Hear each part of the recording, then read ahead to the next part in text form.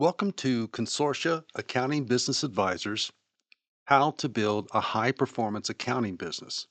This is session 7, Retain Clients and Increase Revenue. By way of introduction, this session introduces Consortia Accounting Business Advisors customer service or client care process.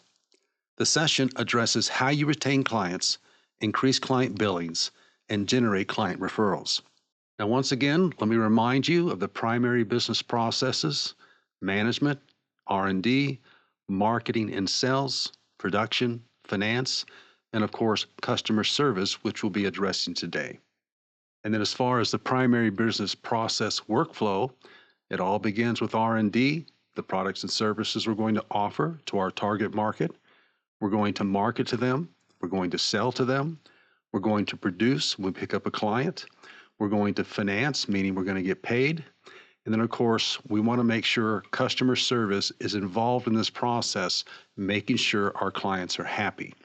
So again, primary business process results, you find that with the 1 through 7, management, R&D, etc., that obviously they produce the results to the right. And in today, we're going to talk about customer service. And so the result we're looking for is we're wanting to retain our clients, increase client revenue, and increase client referrals.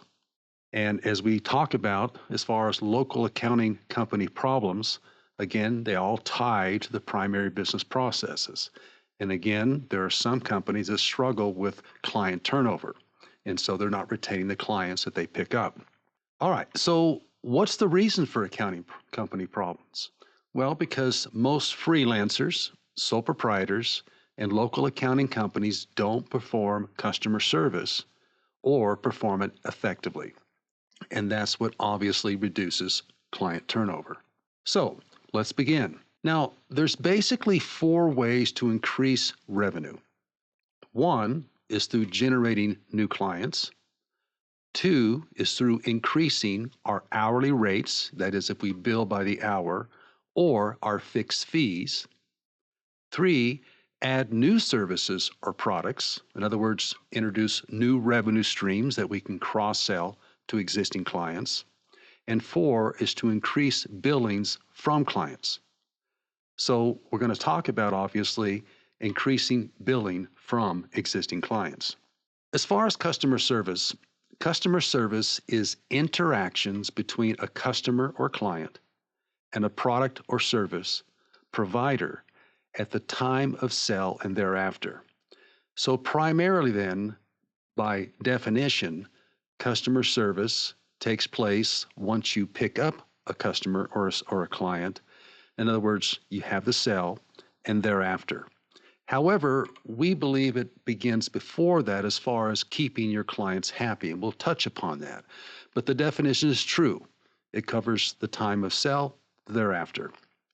Customer service adds value to a product or service and builds relationships between the client and the provider. So it's essential that we provide, again, what we call client care, or what's referred to as customer service. So we talked about this in our marketing and sales session, and so I don't want to spend too much time here, but this again is another reason why we address it. We introduced you to the fundraising process from somebody that's wanting to raise funds for nonprofit, religion, political, whatever the case may be. They follow these 4 steps. 1, they identify prospective donors who are most likely and able to donate. Number 2, they cultivate a relationship with identified prospective donors. 3, they solicit donations from cultivated prospective donors. And 4, they practice what we call stewardship. They constantly express appreciation to their donors for their donations. Now, we tie that to professional services, marketing, and selling. So they call identify, we call target marketing. Identify prospective clients who are most likely and able to pay for your services and products. 2, what they call cultivate, we call it marketing. And many people forget that marketing is developing a relationship with your target market. So we cultivate a relationship with the identified prospective clients. Three, what they call solicit, we call sell. Solicit business from cultivated prospective clients. If you ask for somebody's work when there's no relationship, you're a lot less likely to get them as a client. When you've taken the time to develop relationships, that's when you find you get more of them becoming clients. Number four, what they call stewardship, we call customer service, or what we actually call it in our office, client care. Express appreciation to clients for their business. And there's reasons for that, which we will address. So, as far as stewardship, the purpose of stewardship from a nonprofit standpoint is to raise additional funds from past donors. So, the reason that once they've got the donation, the reason why they continue to practice stewardship because they're going to come back for more, either every year or whatever the case may be. And so they know that the people are going to say no if they haven't expressed appreciation and at least said thank you. And so, whereas if they continue to develop their relationship, expressed appreciation, practice again what they call stewardship, they're more likely to donate again. So, the same thing obviously with an accounting firm. We again call it customer satisfaction. Customer satisfaction is the degree of satisfaction provided by the services and products from a provider as measured by the number of repeat customers. So the concept is that we want to make sure that we not only keep somebody as a customer. So say, for example, you offer tax preparation services. And so you want them to come back every single year. But the truth of it is some people don't come back, and that's called client turnover. And so if you actually measured this, you'd probably find that it's more than you would like. So to make it quite simply, you would list, obviously, all your clients from the previous year, all the tax returns you prepared, and you would compare it to the ones you did this year. And the question is, who's missing? But more importantly, how many are missing? What's my turnover? So we want to keep that as low as possible. And the way you do that is through what they call practicing stewardship, keeping them happy. Now, customer loyalty. Customer loyalty is the likelihood of previous customers to continue to buy from a specific provider.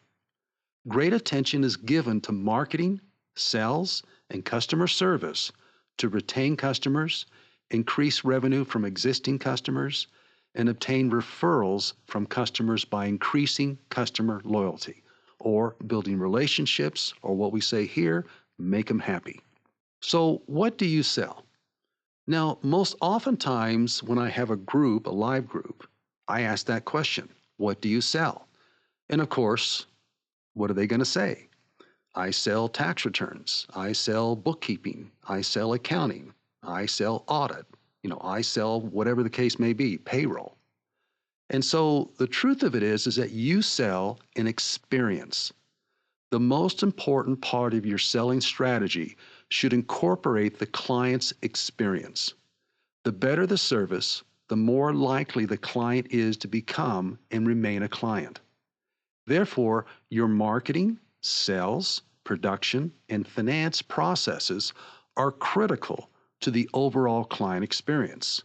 So, not just the sales experience that they have, but all the primary processes, all the touch points that you have with a prospective client, a client, existing client, whatever the case may be. So it goes beyond, again, just marketing. So when we talk about the client care process, we begin, of course, with stating our target market. We want to use, again, we talked about this in marketing, we want to make sure that we don't waste time with people who are not interested or they're not able to pay for our services.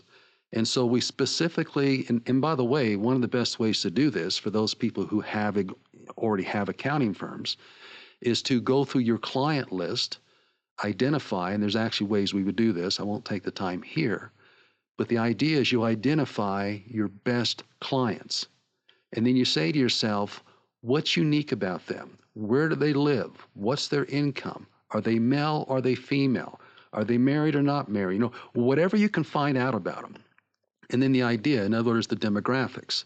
But the idea is that then that becomes your target market. You're wanting to replicate these people and go after those, your best clients.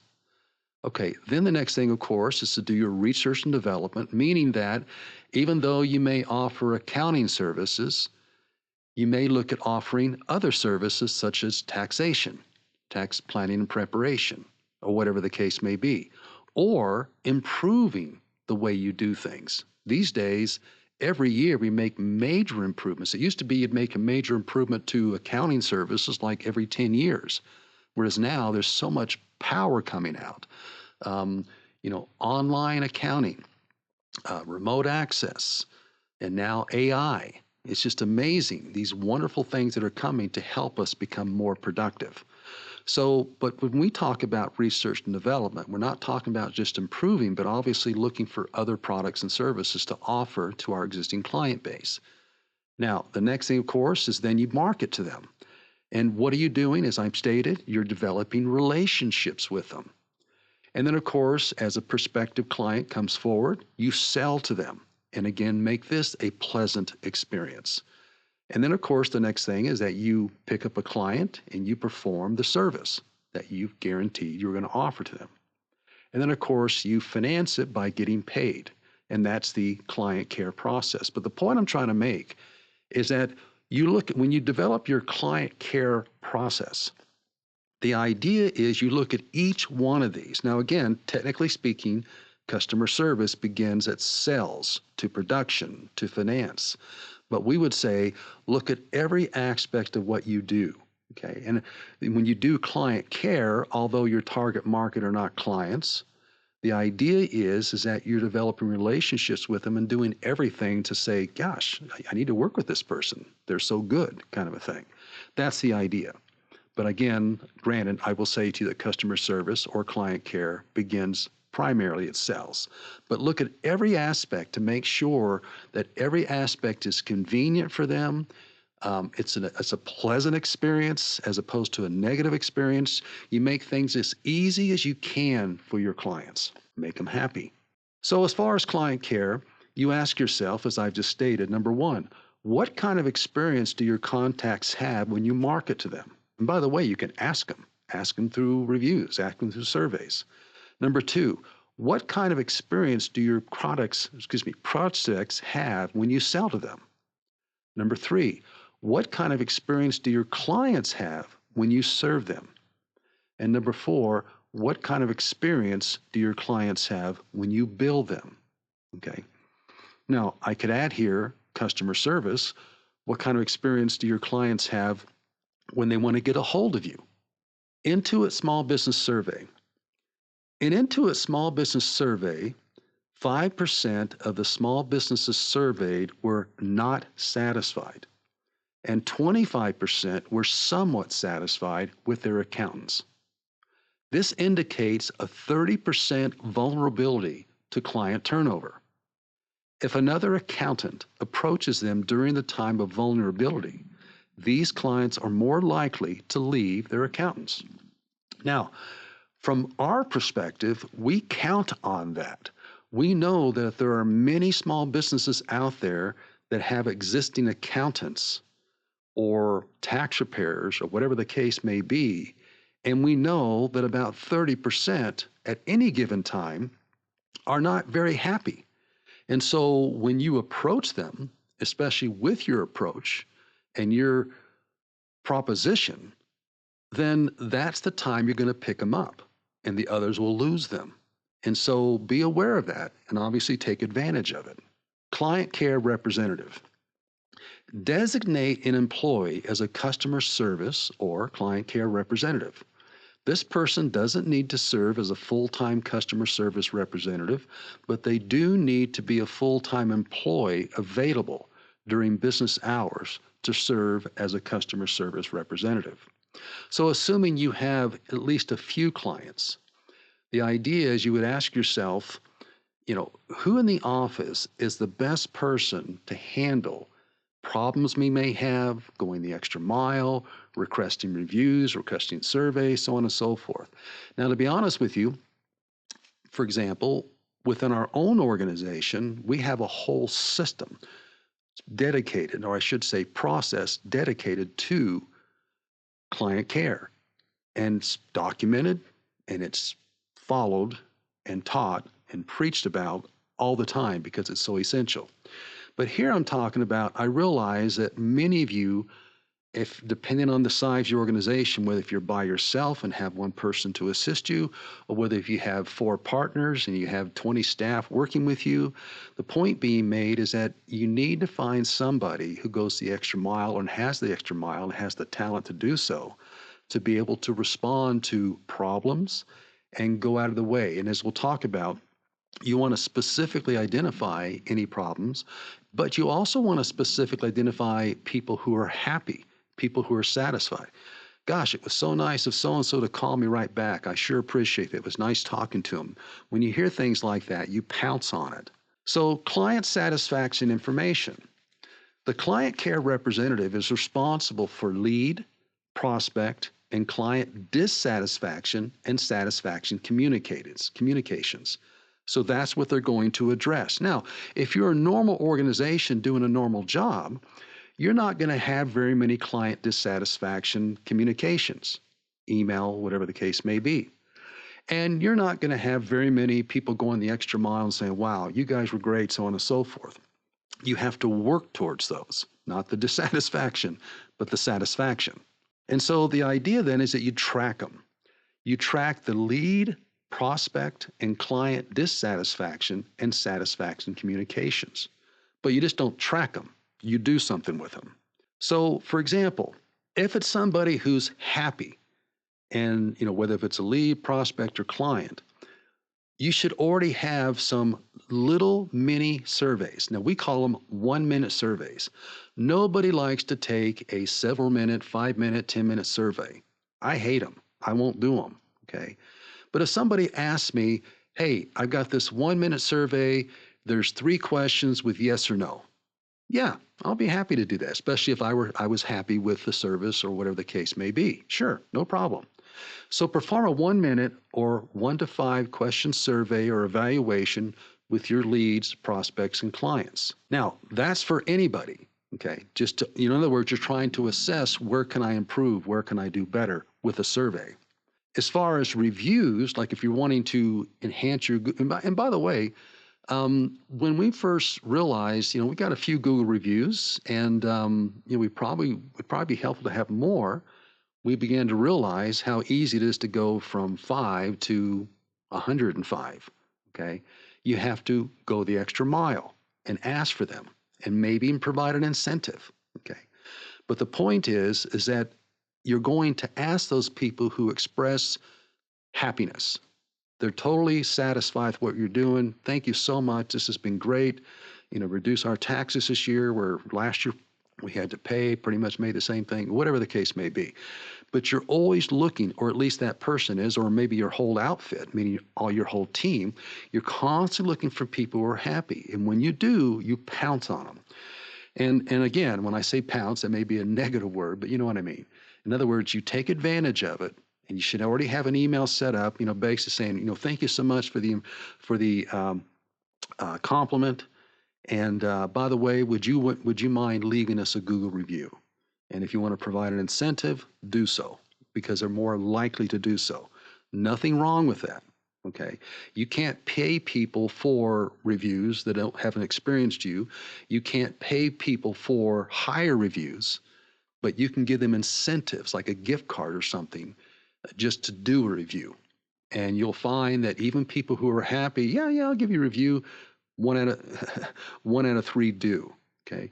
Whereas if you give them an incentive, when you've done the review, let us know and we'll send you this, $20 gift card to Outback or whatever the case may be. Okay, so to summarize, number 1, we want to retain our clients. Number 2, we want to increase client billings. Number 3, we want to generate client referrals. So what I'm trying to say, and said this at the beginning of the presentation, and that is oftentimes people think the way I increase my revenue is by generating new clients. And if you're new, that's probably the hardest thing to do. Okay.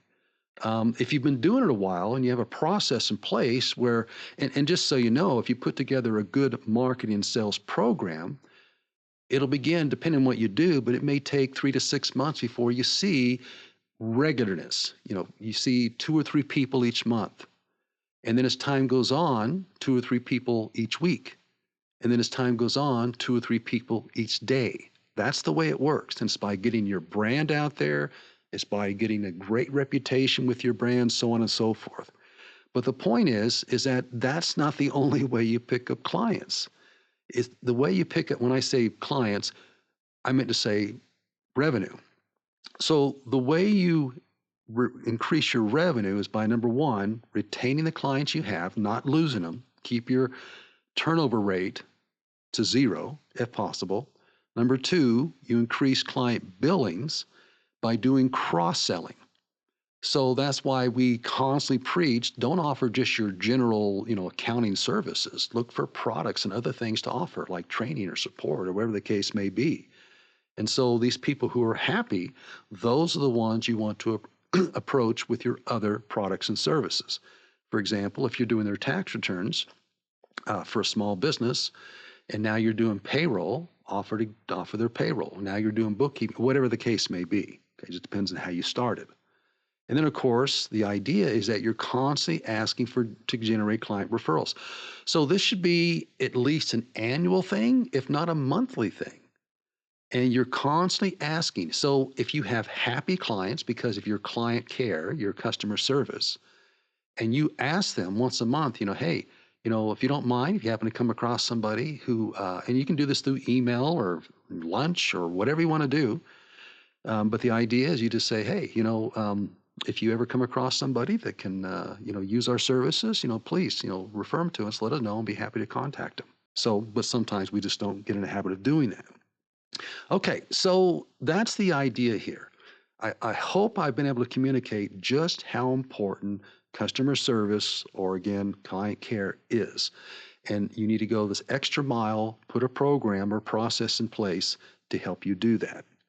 Now, this concludes our Build a High Performance Accounting Business um, seminar series, our webinar series. Actually, it's a video series. And so we've gone through a basic and overall introduction. We've gone through management, how you gain a competitive edge, how you're able to do those things that each of those departments are designed to do. Research and development as far as highly profitable accounting tax services. Marketing and sales as far as consistently generating clients. Production as far as performing accounting and tax services accurately and productively. Finance as far as increasing your cash flow by getting paid as soon as possible. And of course today, customer service, going the extra mile to retain the clients we have, increase client revenue, and increase client referrals. We hope you've enjoyed this video series. We're always welcome to comments. If you have a negative comment, you have a suggestion, you want to let us know that you appreciated a certain area, please let us know. Send us an email, whatever the case may be. We'd love to hear from you. But thank you very much. We appreciate you attending. Have yourselves a wonderful day.